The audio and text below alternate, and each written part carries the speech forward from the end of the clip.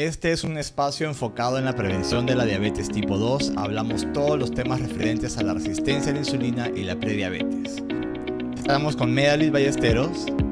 Sí, hola, ¿cómo están? Soy Medalit, soy licenciada en nutrición y dietética. Trabajo junto con mi esposo, con Javier. Estamos enfocados a trabajar en ayudar a las personas a prevenir lo que es la diabetes tipo 2. Mi nombre es Javier Bellido, yo soy licenciado de enfermería con especialidad en la sala de emergencia y junto con Medalit tenemos un programa llamado ProMed Nutrition, un programa destinado a la prevención de la diabetes tipo 2. ¿Cuáles son los alimentos específicos que debo de evitar para prevenir la diabetes tipo 2? Es difícil de evitar el azúcar en la dieta porque siempre va a estar dentro de los alimentos procesados, por ejemplo, en un pan, en una galleta, ya sea una galleta elaborada en casas.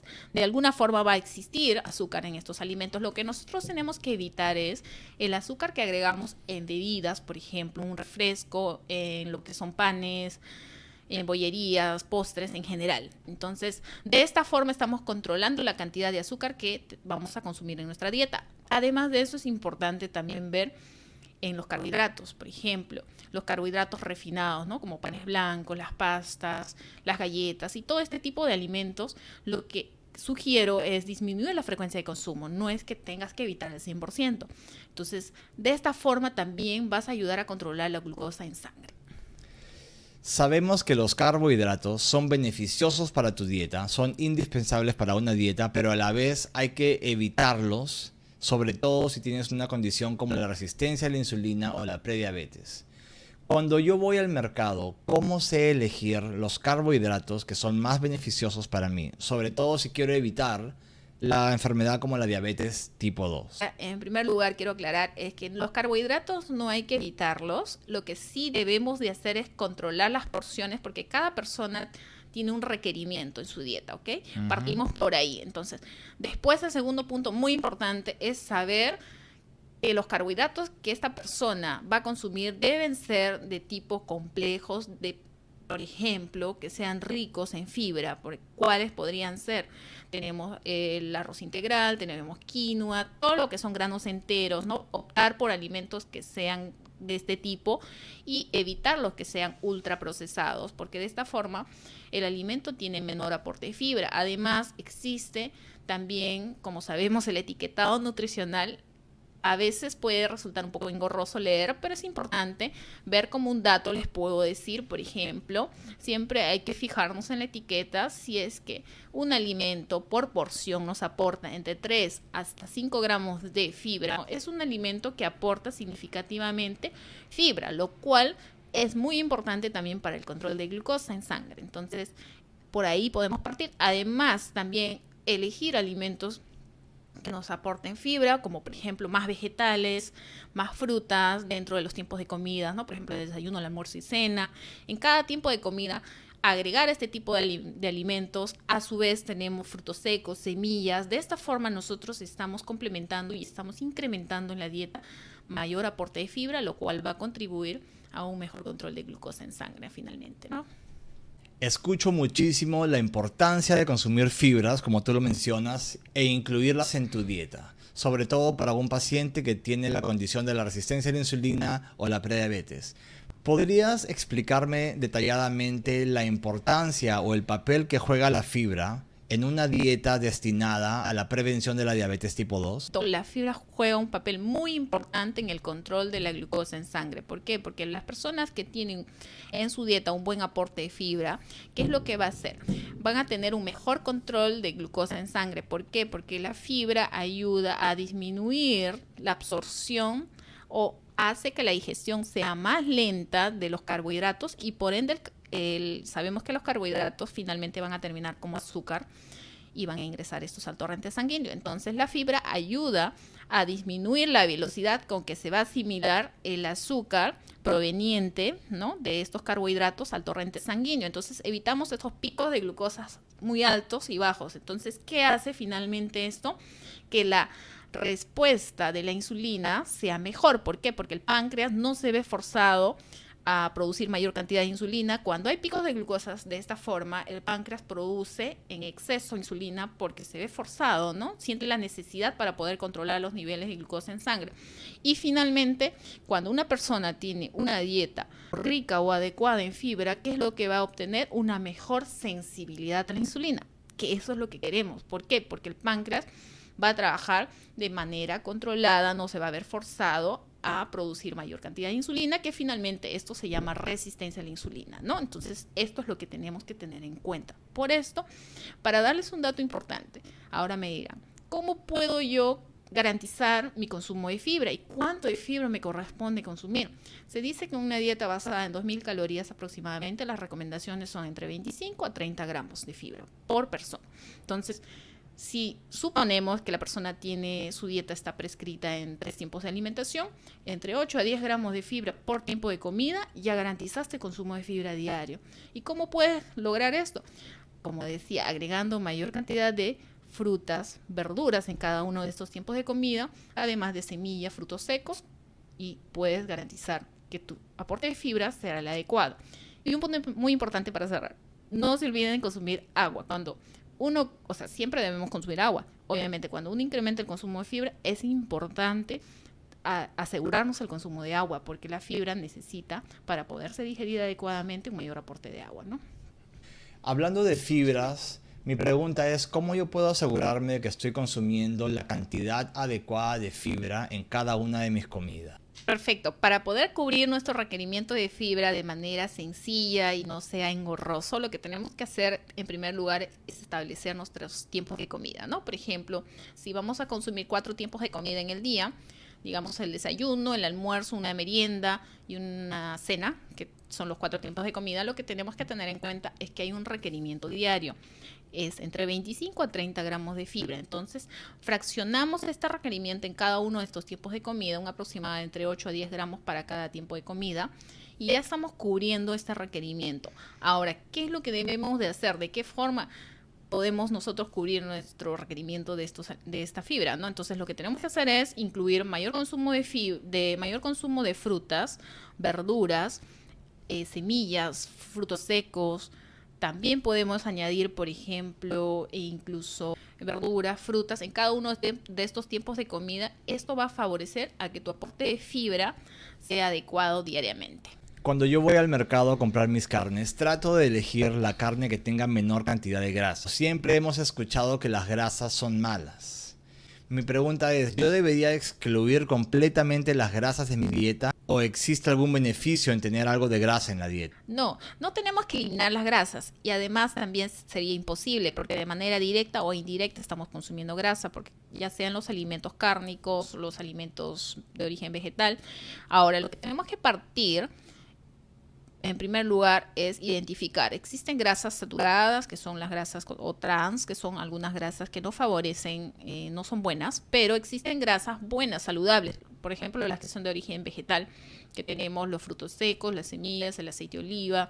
Todas estas grasas son saludables, no solo para ayudar a mejorar la sensibilidad a la insulina, sino también, a su vez, contribuyen en la salud cardiovascular. Entonces, no se recomienda excluir la grasa en la dieta, ¿no? Porque también hay un requerimiento, ¿no?, de este macronutriente que puede ser entre el 25 al 30%. Esto va a depender del tipo de dieta que se prescribe a la persona, pero es indispensable para el cuerpo. ¿Y en la carne debería cortarle la grasa o debería comprar la carne que tiene algo de grasa, como 80% carne, 20% grasa, o 90% carne, 10% grasa? ¿O debería buscar la carne que es completamente libre de grasa? Lo que tenemos que buscar al momento de elegir los alimentos cárnicos que sean de menor porcentaje de grasa, ¿no? Siempre va a tener un porcentaje de grasa, pero los niveles, por ejemplo, digamos 80% de grasa, los 80% de carne y un 20% de grasa, ¿no? Existe también la posibilidad de consumir un menor porcentaje, que son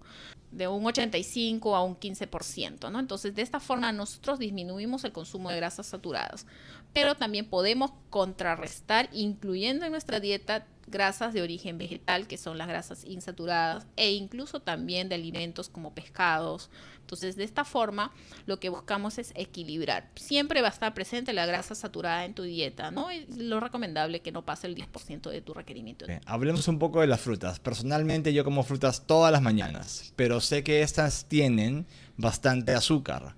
Para una persona con condición como resistencia a la insulina o prediabetes, ¿es recomendable para ellos no consumir frutas? No se tiene que evitar el consumo de frutas, porque la fruta, además de aportar un poco de azúcar, también aporta vitaminas, minerales, un alto contenido de fibra. Recordemos que también es un alimento fuente de fibra que veníamos hablando. Entonces, sí es necesario que esté presente en la dieta. No hay fruta mala ni fruta buena. Lo que tenemos que tener en cuenta es las porciones, ¿no? Buscar equivalentes, es decir, si como una manzana, buscar el equivalente a consumir, por ejemplo, a una taza de piña, por ejemplo. Entonces, buscar la cantidad de proporciones para no excederme. Entonces, existe una lista de intercambio de alimentos dentro del mismo grupo que nos permite poder establecer una dieta de manera dinámica y la persona tenga una gran variedad en su dieta al consumir este grupo de alimentos. Entonces, lo más importante en este caso es ver las porciones. Lo que tenemos que tener en cuenta al momento de consumir las frutas es consumirlos de manera lo más natural, evitar procesarlo, digamos, licuarlo, hacer purés.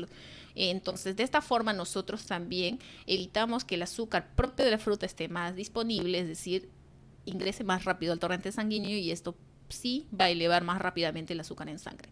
Este es un factor muy importante. Sabemos que las proteínas son indispensables para una dieta saludable. ¿Qué papel juegan las proteínas para una persona que tiene resistencia a la insulina o prediabetes? Las proteínas cumplen un rol muy importante en el control de la glucosa en sangre. Entonces, es importante tener un buen aporte proteico en cada tiempo de comida para poder yo garantizar, en este caso, de no excederme en otros macronutrientes, como pueden ser los carbohidratos. Además de darnos saciedad, nos ayuda a controlar lo que es la glucosa en sangre. Para elegir las proteínas, lo que tenemos que optar por que sean de tipo magras, es decir, en menor aporte de grasas saturadas, por ejemplo, lo que son bistecs, lomos, y además podemos elegir huevos, proteínas también de origen vegetal, como por ejemplo legumbres, que pueden ser lentejas. El consumo de estos macronutrientes ayuda a tener un mejor control de glucosa en sangre.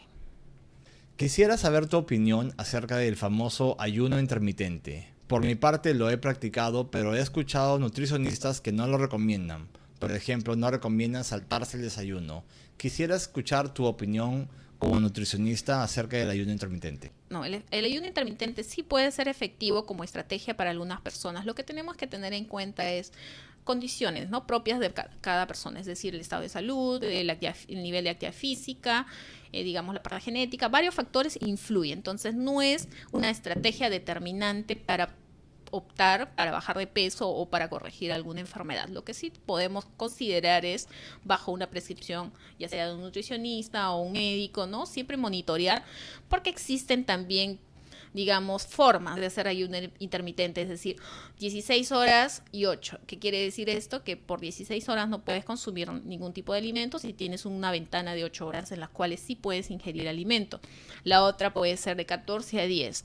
De igual forma, ¿no? Durante 14 horas no puedes consumir ningún tipo de alimentos y durante 10 horas sí consumes.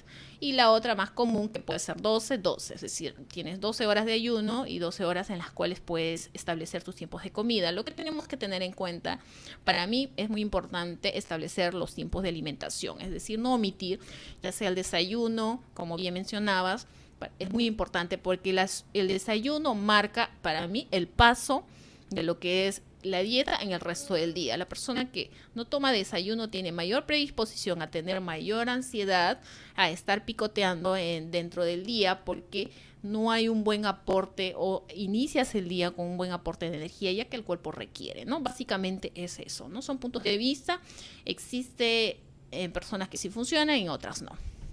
Cuando una persona empieza un régimen alimenticio, ¿En qué tiempo esta persona va a empezar a ver resultados? Los resultados van a variar mucho según la persona. Lo más importante es tener en cuenta que al iniciar una dieta debemos establecer objetivos específicos, ¿no? Para poder, ya sea en un plazo determinado, ¿no? Digamos a corto, a mediano, a largo plazo.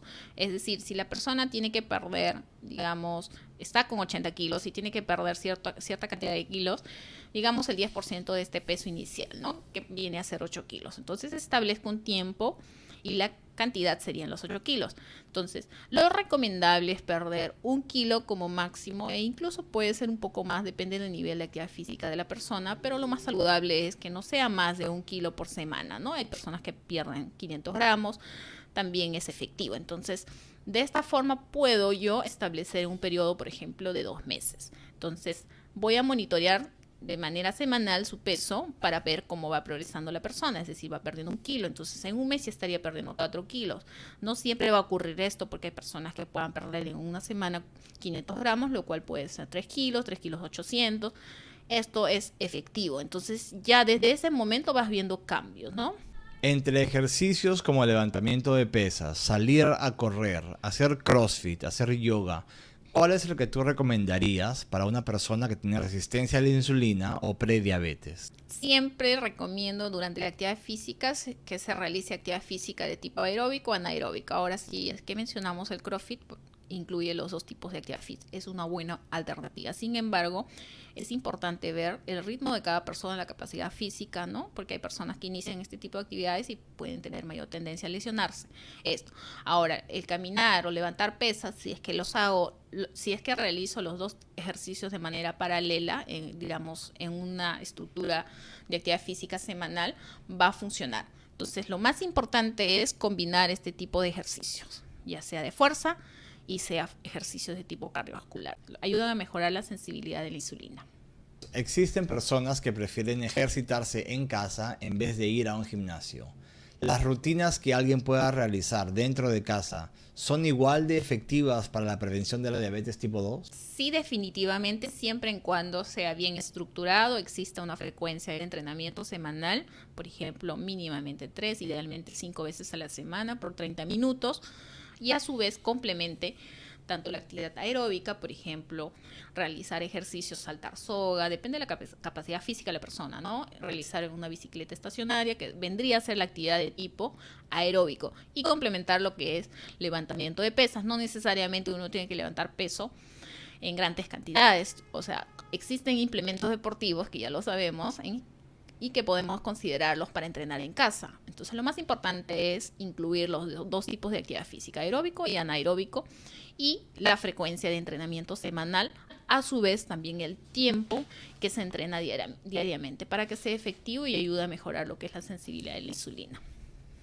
Para personas que trabajan en oficina o desde casa y se pasan 8 horas al día sentados enfrente de la computadora, ¿qué recomendaciones le darías a ellos para que se mantengan activos y puedan de esta forma revertir la prediabetes y a su vez prevenir la diabetes tipo 2? Lo que tenemos que tener en cuenta es realizar pausas laborales. Existen las pausas laborales activas, es decir, cada hora pararnos, ya sea para ir al baño, servirnos un vaso de agua, caminar alrededor de la oficina, el espacio donde tengamos. Lo más importante es desplazarnos, realizar estiramientos. Todo esto se dice y existen estudios en los cuales avalan de que sí ayuda a mejorar la sensibilidad de la insulina. Y en paralelo, lo que se recomienda sí o sí es complementar con actividad física de manera programada, como bien se señala, mínimamente 30 minutos diario. Esto va a ir de manera gradual. Si la persona nunca ha realizado actividad física, también puede empezar por 20 minutos, pero lo más importante es que exista en paralelo a las recomendaciones de las pausas activas laborales que se realice una actividad física de manera programada. ¿Actividades como el yoga o la meditación son efectivas para reducir la resistencia a la insulina y para revertir la prediabetes? Sí, el yoga ayuda mucho porque ayuda a reducir el estrés. Además, recuerda que la persona que tiene mayor nivel de estrés también tiene mayor probabilidad de tener mayor incidencia a presentar resistencia a la insulina. Entonces, es importante realizar este tipo de ejercicios para poder contribuir con disminuir los niveles de estrés y a su vez el yoga contribuye también a mejorar la resistencia a la insulina y por ende mejora los niveles de glucosa en sangre. ¿Cuál es la importancia del levantamiento de pesas para una persona que está tratando de revertir la prediabetes y prevenir la diabetes tipo 2? El entrenamiento de fuerza o levantamiento de pesas es una excelente opción para las personas que presentan estas condiciones, ¿no? Que es resistencia a la insulina o prediabetes. ¿Por qué? Porque al momento de realizar ejercicios de este tipo, lo que hacemos es construir masa muscular, y cuando uno construye masa muscular tenemos mayor capacidad de utilizar glucosa. La glucosa es la que nos va a aportar energía. Entonces, de esta forma, el cuerpo utiliza mayor cantidad de glucosa para formar energía y por ende el páncreas se ve menos forzado a producir más insulina para poder controlar los niveles de glucosa en sangre. Entonces, finalmente esto va a contribuir a una mejor sensibilidad de insulina a nivel de los tejidos, ya sea muscular y tejido graso, y entre otros tejidos que están implicados en el control de la glucosa en sangre.